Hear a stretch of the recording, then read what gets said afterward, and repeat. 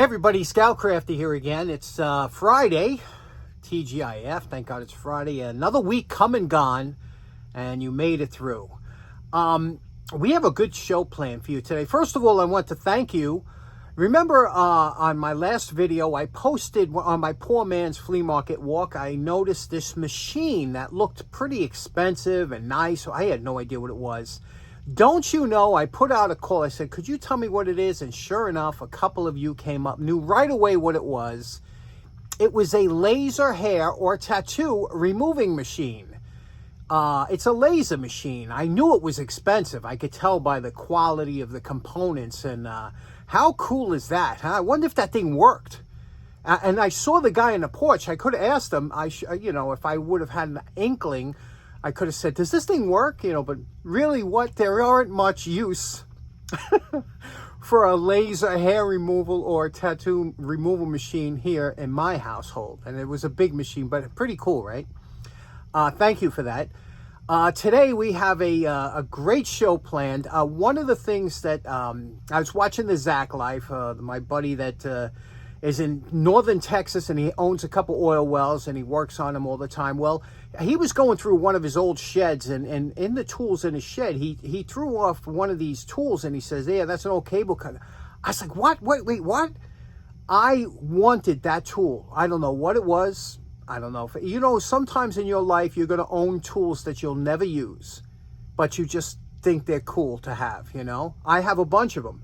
I must have probably a couple dozen tools that I'll probably never ever use, for some strange reason. I just like them and have them, whatever. Isn't that strange? But today we're going to go through a couple of those type tools. So let's get started right away. Okay, so for today's project, we're going to hit this.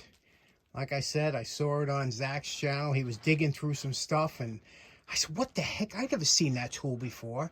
Of course, I had to go on eBay, and I spent a pretty penny because I wanted to get a good one. The key is when you're looking for something like this, you can save $5 or $7 by getting one that's really beat up. But the problem is that you have issues with the jaws and you have the teeth, that there's a cutter in there that you want in good shape, because if you had to replace that, it would cost a lot of money. Does the tag acceptable? Things like that you have to look at.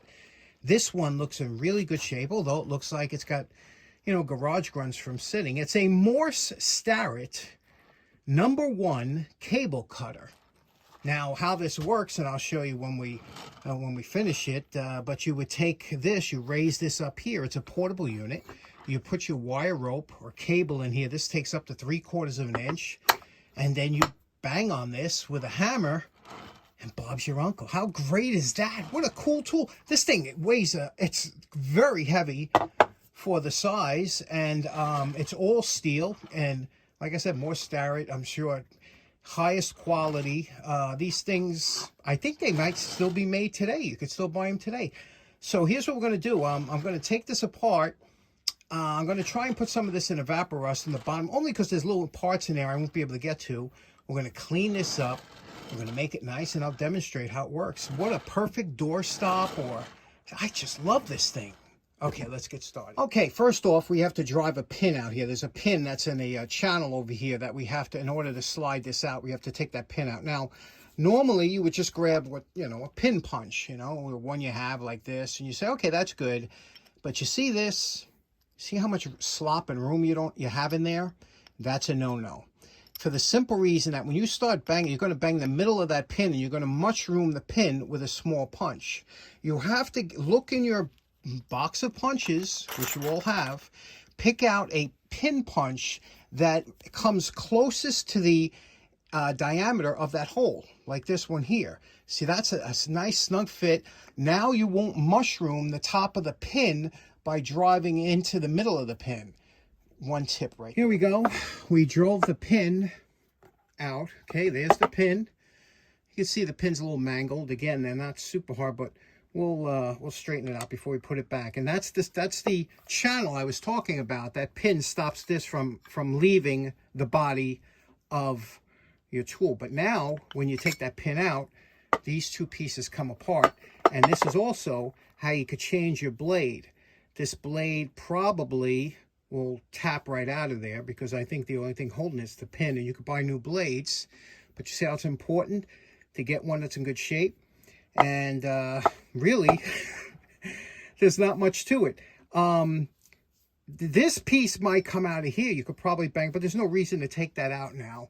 So what we're going to do, the reason I want to take this out is so we can dip this into Evaporust just to get in the innards. Okay, I was right. A little rocking back and forth. This is a tight fit in here, but there we go. We got it out. We'll clean this up. That's a nice shape, that blade. No nicks, no chips. And there it is. And I'm just making sure it only goes in one way if it does. Because I'll tell you, one thing I'm good at is I'm good at assembling things backwards. I got a gift for that. If it comes out one way, I'll flip it when I'm returning. I don't know. That's just something I've always done. I'm good like that. This has been about 14 hours in Evaporust. You can see it got rid of a lot of the rust. We're going to take this to the wire brush now.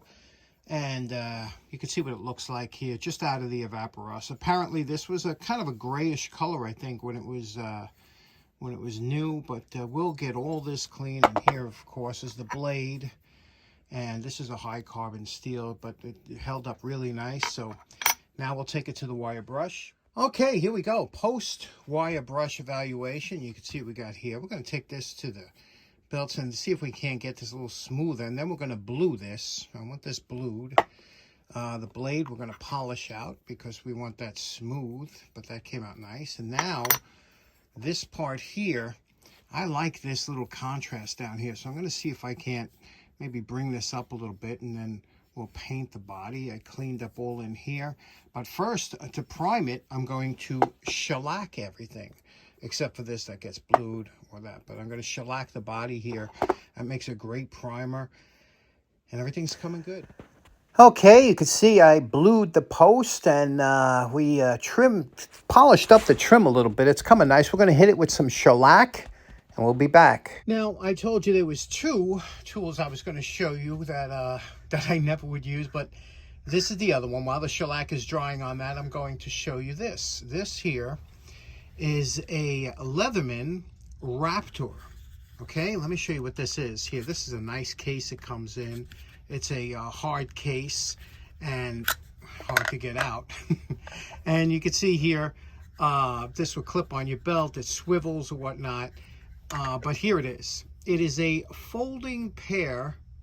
Listen to that click. I love that detent click. Listen. Hear that?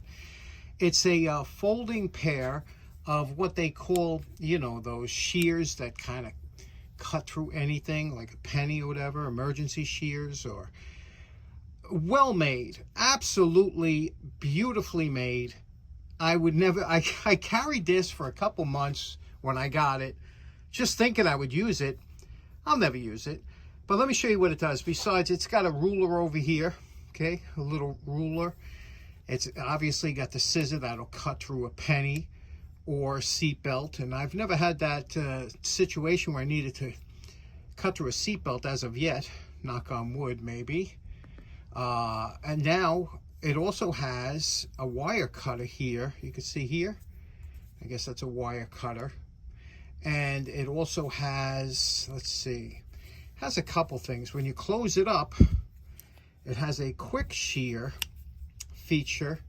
I think here, if I open this up like this, you can, see that there? You can, you know, cut a seatbelt or something. You see how sharp that is without having to take out the scissor. So, and again, here's the detent. This thing is made absolutely engineered so well, so beautifully. It's just something I wanted to have, but will never use. Isn't that interesting? Something that's so beautiful, so well made, but what am I going to use it for? Here is felt, something that's pretty traditionally hard to cut, but you could see how this thing cuts through this like it was absolutely, you know, it's got serrated edge here that grabs. You see that serrated edge? It grabs whatever you're trying to cut. I mean, they're just fantastic. Does anybody else have these? Or, you know, have you ever seen these before? Because, like I said, I bought it because I just thought it was such a great tool, and I love it. I absolutely love it, even though I'll probably never use it. What do you think? Okay, back to our cable cutter. You know my favorite part. Remember what it looked like before we started? And we're calling this project done. What do you think about that, huh? That's the original color. You can see what I did here. I highlighted this, polished that out, and the base and the handle back here. I just think it looks so nice. And of course, we blued the top here of the shaft here that comes down. Look how smooth that is now. It's like Glenn polished the blade. What do you say we give this a test out? Isn't that nice? Isn't that just a beautiful little thing? Let's test it out, see what we can do with it. Okay, now I don't really have any wire rope, and I'm going to use this. I got a piece of cable here, some three-wire copper cable. I'm going to just put this into here, bring the jaws down on it. Well, okay, and now I'll just hit it with this I got from Ben, the tool addict over in the UK. Ben sent me this, so let's give this a shot. Whoop, there we go. Look at that, huh? Bingo. Okay, let's try something bigger. Hey, I have an idea. What if we combined everybody's favorite, the dake, and I got some copper stranded cable here, pretty thick. What if we try and use the dake along with the Morse-Starrett cable cutter? Let's try it. Okay, I know this is copper and it's not really a good test for this, but let's just see how this would work with the dake. Okay, and how much pressure it would take. Right now, we're actually at 1.5 tons. Almost 2 tons, so it does take some pressure to cut through here, but as you could see, that made easy work of it, huh? Cutting right through there.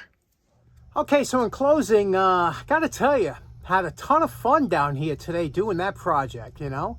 I love that little cutter, and I also love those Leatherman Raptors, even though I'll never use them, but do you have any tools like that that you own that you don't use or that you'll never use, but you just love them?